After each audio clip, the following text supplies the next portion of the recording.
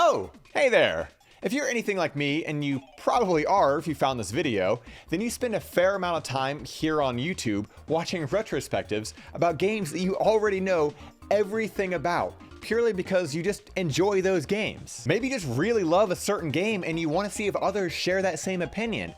Or maybe you don't like a game, but you're trying to figure out why everybody else seems to enjoy it so much. For me, I like to learn about games, but I do enjoy watching reviews, whether good or bad, about games that I genuinely enjoy. Take any of the games I've talked about on this channel, for instance. I clearly love Castlevania, Super Mario RPG, the Zelda Oracle series, etc. Nobody's going to change my mind about these games, but I still find it interesting watching videos when people don't like those games just to see what their perspective is. It's neat, and sometimes seeing someone's complaints about a game might even give me a greater appreciation for it. If you've been watching me for a while, then you may have noticed that I don't typically talk about things that I don't like. Not to say that that won't ever happen, but for the most part, I just think it's a lot more interesting to share why I like something, as opposed to putting a ton of time and energy into making a video just to complain about something that I could have easily just moved on from. At the same time though, I'm not trying to change anyone's opinions. We're all entitled to like what we like and dislike what we dislike. That's fine. However, since the dawn of video game retrospectives, I've definitely noticed an uptick in how people perceive certain games from the past, to the point where it's even altered how people assumed a game was received when it first debuted. This all started when I was browsing Twitter the other day. I know, that was my first mistake. I saw someone I follow saying they just finished Zelda 2. They called it a great game, but they said they could also see why folks were so mixed on it back in the day. Back in the day? That got me thinking just how often that probably happens nowadays, when quite frankly, it just isn't true. For a quick history lesson, for all three of you that don't know this already, the original Legend of Zelda released on the Nintendo Entertainment System back in 1986. It was an action-adventure game in a fantasy setting presented from a top-down perspective, similar to many RPGs at the time. Controlling Link, you traversed Hyrule to find 8 separate dungeons, each containing a piece of the Triforce, as well as new equipment, which often acted as keys, giving you access to more parts of the world. Eventually, you fight Ganon to save the Princess of Hyrule, Zelda. The game was a monumental hit, selling millions of copies and receiving outstanding review scores from numerous publications. But you know what else was a monumental hit? Its sequel. Zelda 2: The Adventure of Link was released in 1987 in Japan and 1988 in the US. At the same time, it received a whopping 36 out of 40 from Famitsu, being the second highest rated game in 1987, behind only Dragon Quest II. Just to clarify about how big of a deal that was, those were the only 2 games to receive a score higher than 35 until 1987. It even received a Game of the Year award in 1988 via Nintendo Power, which, yes, I realize might be a little biased, but still. Again, this part is for you 3 people out there that didn't already know this, but Zelda 2 was quite a bit different than its predecessor. It was a direct sequel to The Legend of Zelda, where you once again take the role of Link, but this time the top-down perspective exists only on the world map. Everywhere else, such as in palaces or various other action scenes, the perspective switches, becoming that of a 2D platformer where you move mostly horizontally across the screen, attacking or jumping over enemies in your way. A lot of the core elements from the original are still here. You traverse a gigantic version of Hyrule looking for various palaces. Each one contains an item that often acts as a key to access new areas on the overworld. Sure, the gameplay is a bit different, but again, the core elements remain. As time went on, we'd see the return of the top-down isometric view that Zelda is so famously known for, with A Link to the Past. Each game going forward was more similar to the original Legend of Zelda gameplay-wise than they were to Zelda 2. We would see some further gameplay splits, with a top-down isometric game design being reserved for the handheld Zelda games, such as Link's Awakening and the Minish Cap, while consoles shifted over to a more traditional third-person 3D approach, starting with Ocarina of Time. But even the 3D games felt more like the original Legend of Zelda. So what happened then? Why do people think that Zelda 2 received such mixed reviews back in the day? Retrospectives. That's what happened. Now, to be clear, retrospectives predate YouTube. This isn't strictly a YouTube thing, as retrospectives started popping up in gaming magazines in the early 2000s, but I'd definitely say that YouTube gave them a much larger audience. The problem with some retrospectives is that people don't often take into account when a game was made and what was going on behind the scenes. Instead, they often simply play a classic game, judge it exactly as it is, often comparing it to more modern games in the same series. And when you do that, you're automatically stacking the deck against the game being reviewed. There is nothing wrong with disliking a classic game. That is totally fine.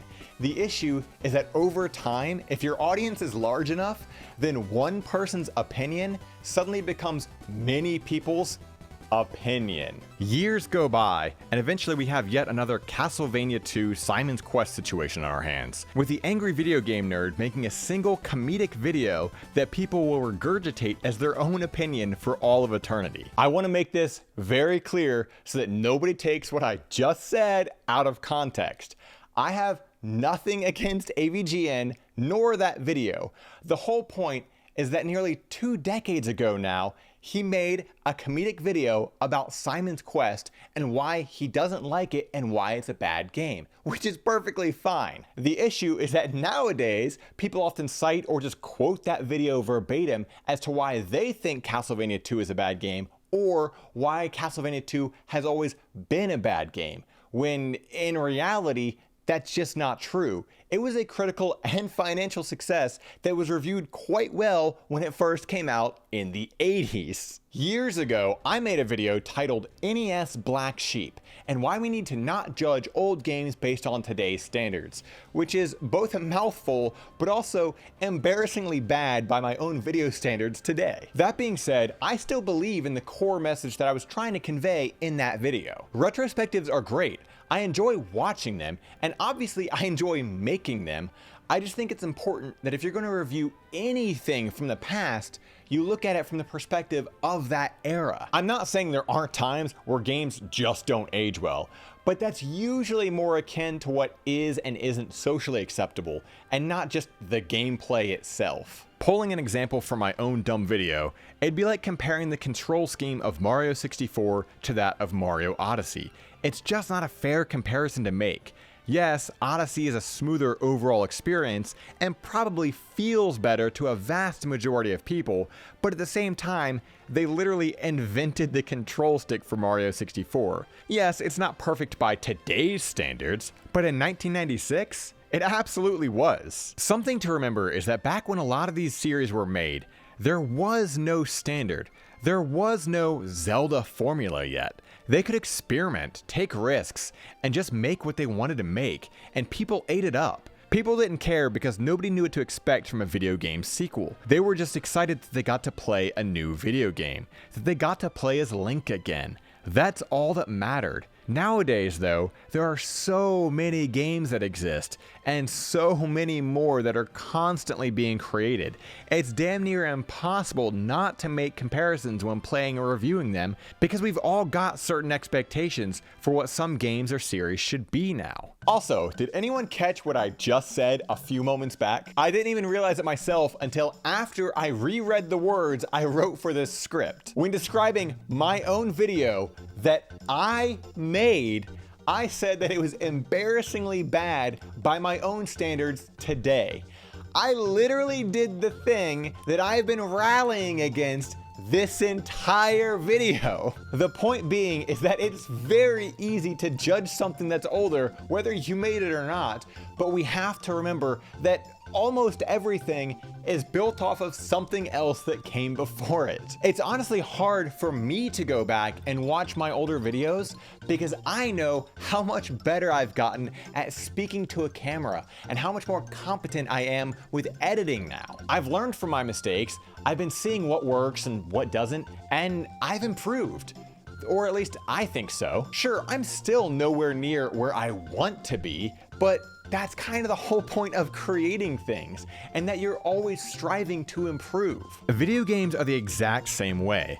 Zelda 2 laid out a lot of the foundation for the series going forward, such as spells, Link's new sword attacks, the name of the villages being the sages used in later games, and of course Dark Link. The developers learned what worked and what didn't and continued on, and at the time, people still loved what they got. I think retrospectives are great. If I didn't, I wouldn't make them, nor would I waste my time watching them. But I do think that when making them, we should strive to view things through the lens of the era it was created in. Again, it's fine to play or even review a game like Zelda 2 or any other 20 to 30-year-old game and not like it.